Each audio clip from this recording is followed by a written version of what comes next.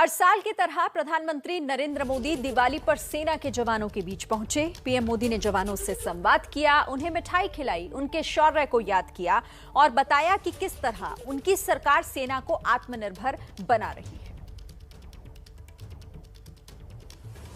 भारत माता की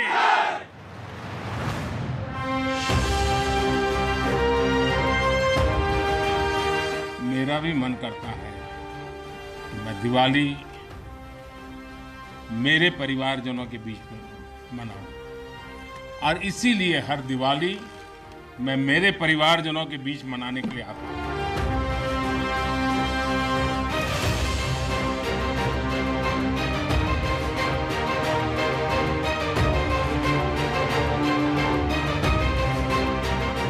साल 2014 में प्रधानमंत्री बनने के बाद पीएम मोदी की जवानों के साथ ये 8वीं दिवाली है।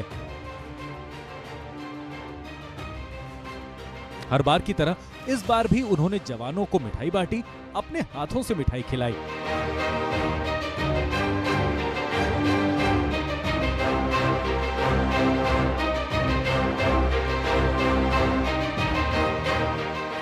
पीएम मोदी के हाथों मिठाई खाकर जवान भी बेहद खुश नजर आए। जाहिर सी बात है, जवानों के लिए इससे बड़ी क्या बात होगी जब उन्हें खुद देश के प्रधानमंत्री मिठाई खिला रहे हों, क्योंकि वो जानते हैं कि पीएम मोदी के लिए वो परिवार के सदस्य जैसे हैं। हर किसी का मन करता है कि दिवाली अपने परिवार के लोगों के बीच में मनाए। मेरा भी मन करता है कि मैं दिवाली मेरे परिवारजनों के बीच में मनाऊं और इसीलिए हर दिवाली मैं मेरे परिवारजनों के बीच मनाने के लिए आता हूं, क्योंकि आप मेरे परिवारजन हैं, मैं आपका परिवार का साथी हूं। तो मैं यहाँ प्रधानमंत्री के रूप में नहीं आया हूं,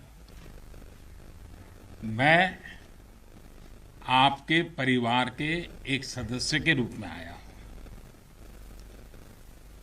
आप सभी के बीच आना, जो भाव अपने परिवार के बीच जाकर के होता है, वही भाव मेरे मन में होता है।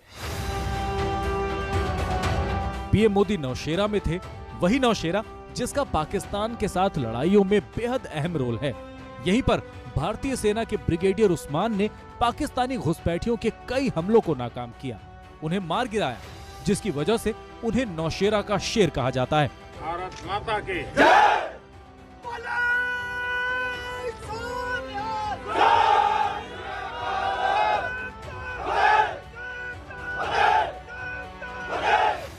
नौशेरा ने हर युद्ध का, हर छद्म का, हर षड्यंत्र का माकूल जवाब देकर कश्मीर और श्रीनगर के प्रहरी का काम किया है कि नौशेरा के जाबाजों के शौर्य के सामने सारी साजिशें धरी की धरी रह गई। दोस्तों, भारत माता की जय! भारत माता की जय!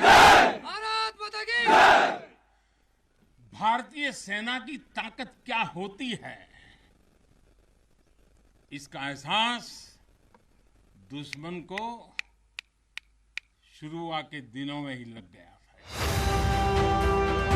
पीएम मोदी ने पीओके में सर्जिकल स्ट्राइक का भी जिक्र किया। उन्होंने कहा कि नौशेरा के जवानों ने ही आतंकवादियों को धूल चटाई थी। सर्जिकल स्ट्राइक में यहां की ब्रिगेड ने जो भूमिका निभाई, वो हर देशवासी को गौरव से भर देता है और वो दिन तो मैं हमेशा याद रखूंगा, क्योंकि मैं को तय किया था सूर्यास्त के पहले कि सब लोग लौट करके आ जाने चाहिए, और मैं हर पल फोन की घंटी पर टिकटिका के बैठा हुआ था कि आखिर से आखिर मेरा जवान पहुंच गया क्या, और कोई भी नुकसान किए बिना ये मेरे वीर जवान लौट करके आ गए, पराक्रम करके आ गए, सिद्धि प्राप्त करके आ गए। पीएम मोदी ने जवानों से बात करते हुए यहां एक बेहद अहम जानकारी दी। उन्होंने बताया कि पहले देश के जवानों के लिए जो हथियार खरीदे जाते थे, तब देश को दूसरे देशों पर निर्भर रहना पड़ता था, लेकिन अब आत्मनिर्भर भारत पर जोर है। फाइटर जेट, टैंक, बंदूकें अब सब देश में ही बनाए जा रहे हैं। पहले हमारे देश में सेना से जुड़े संसाधनों के लिए ये मान लिया गया था कि हमें जो कुछ भी मिलेगा विदेशों से ही मिलेगा। डिफेंस सेक्टर में आत्मनिर्भरता का संकल्प उन पुरानी स्थितियों को बदलने का एक सशक्त मार्ग है। देश के रक्षा खर्च के लिए जो बजट होता है, अब उसका करीब 65% देश के भीतर ही खरीदी पर खर्च हो रहा है। हमारे देश ये सब कर सकता है, करके दिखाया है। एक अभूतपूर्व कदम उठाते हुए अब भारत ने यह भी तय किया है कि 200 से ज्यादा साजो सामान और उपकरण अब देश के भीतर ही खरीदे जाएंगे। सेना में महिलाओं की बढ़ती भागीदारी पर भी पीएम मोदी बोले। उन्होंने बताया कि महिलाओं की सक्रियता सेना में बढ़ने से देश और दुनिया में भारतीय सेना की पहचान और ज्यादा सशक्त हुई है। साथियों, नारी शक्ति को नए और समर्थ भारत की शक्ति बनाने का गंभीर प्रयास बीते 7 सालों में हर सेक्टर में किया जा रहा है।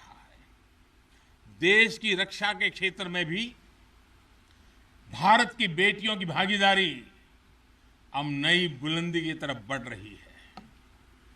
नेवी और एयरफोर्स में अग्रिम मोर्चों पर तैनाती के बाद अब आर्मी में भी महिलाओं की भूमिका का विस्तार हो रहा है।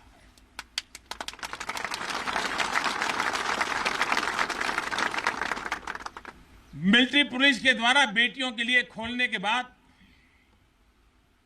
अब महिला अफसरों को परमानेंट कमीशन देना इसी भागीदारी के विस्तार का ही हिस्सा है। अब बेटियों के लिए नेशनल डिफेंस एकेडमी, राष्ट्रीय मिलिट्री स्कूल और राष्ट्रीय इंडियन मिलिट्री कॉलेज जैसे देश के प्रीमियर मिलिट्री संस्थानों के दरवाजे खोले जा रहे हैं। इसके साथ ही पीएम मोदी ने देशवासियों से अपील की है कि एक दिया जवानों के नाम पर भी जलाया जाए। आज शाम को दिवाली पर एक दिया आपकी वीरता को, आपके शौर्य को, आपके पराक्रम को, आपके त्याग और तपस्या के नाम पर और जो लोग देश की रक्षा में जुटे हुए हैं, ऐसे आप सबके लिए हिंदुस्तान का हर नागरिक उस दिए की ज्योत के साथ आपको अनेक अनेक शुभकामनाएं भी देता रहेगा। कुल मिलाकर पीएम मोदी का हर साल दिवाली पर जवानों के बीच जाना, उनसे मिलना, बातें करना, मिठाई खिलाना बताता है कि देश की लीडरशिप अपनी सेना, अपने जवानों के साथ है, उनके सुख दुख में शामिल है।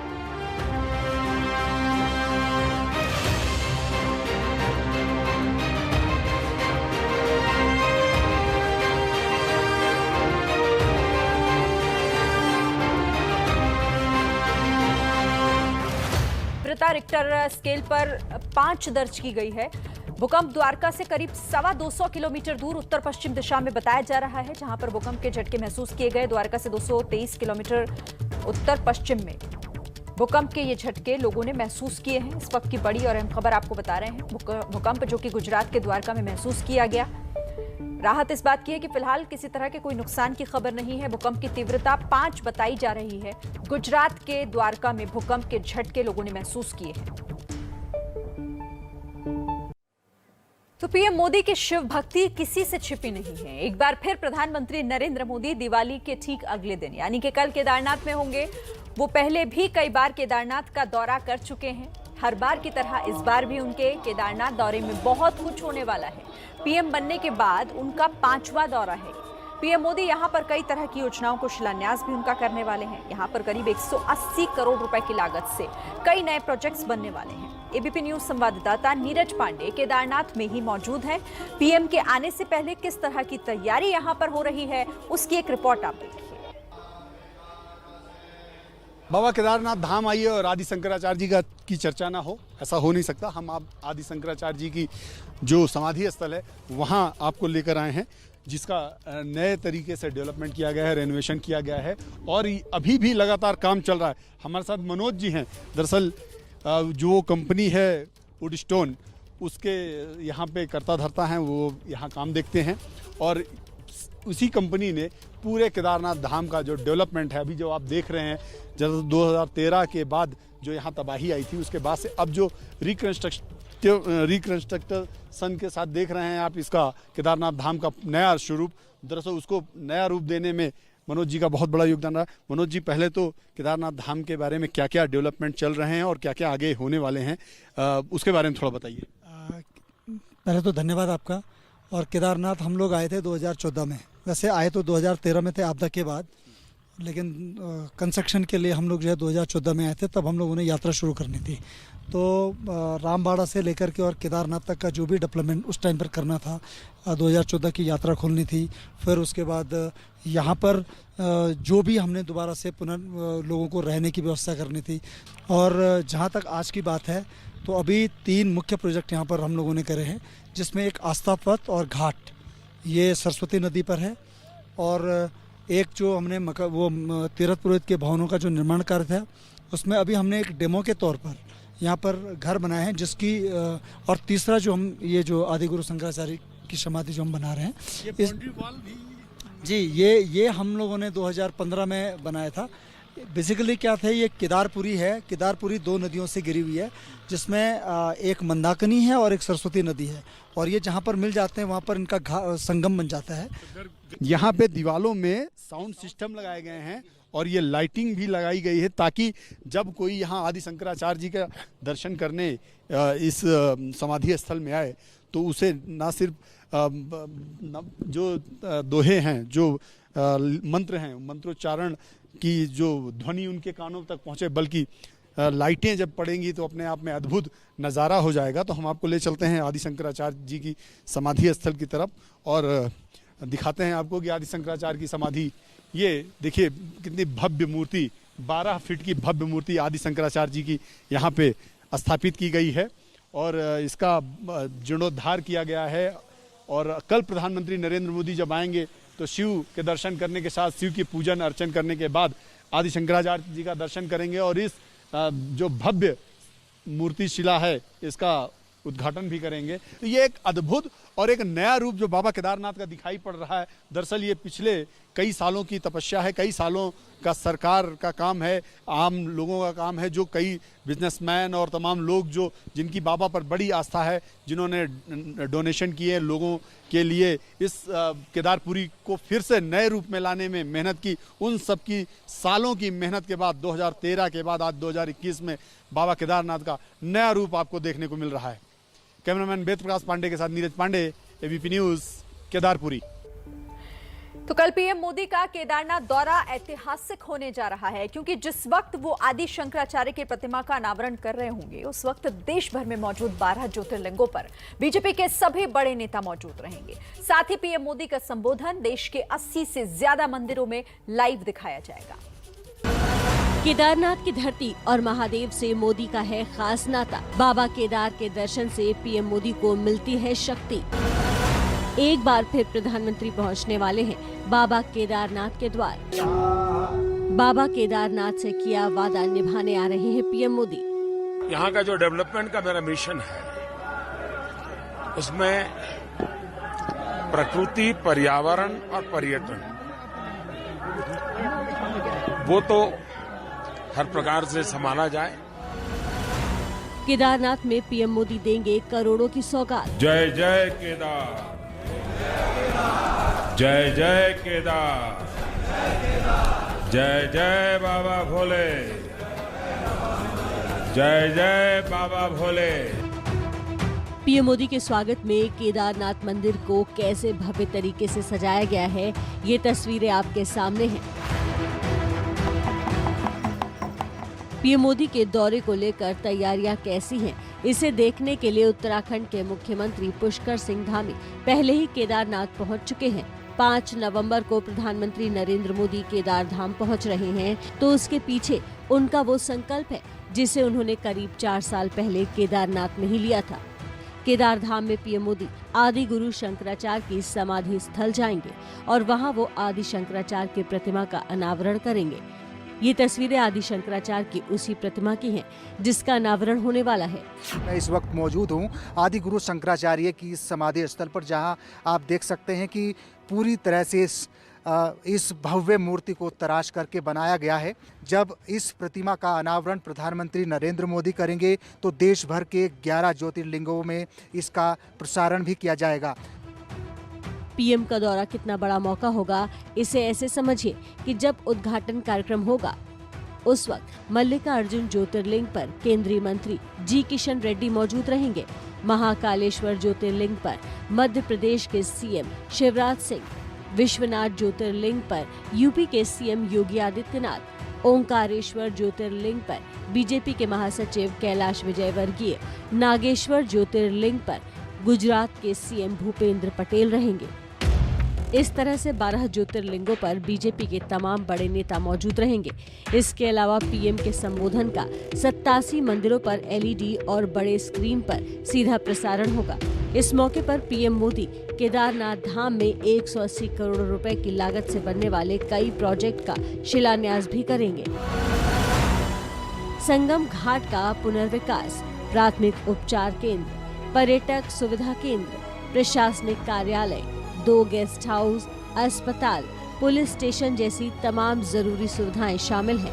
जय जय केदार,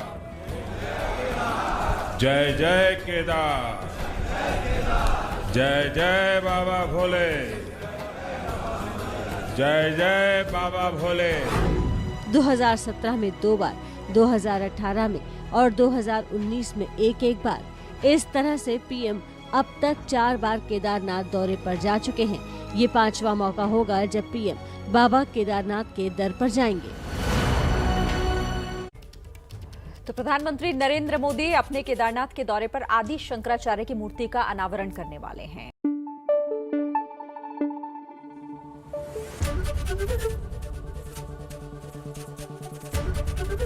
एबीपी न्यूज आपको रखे आगे।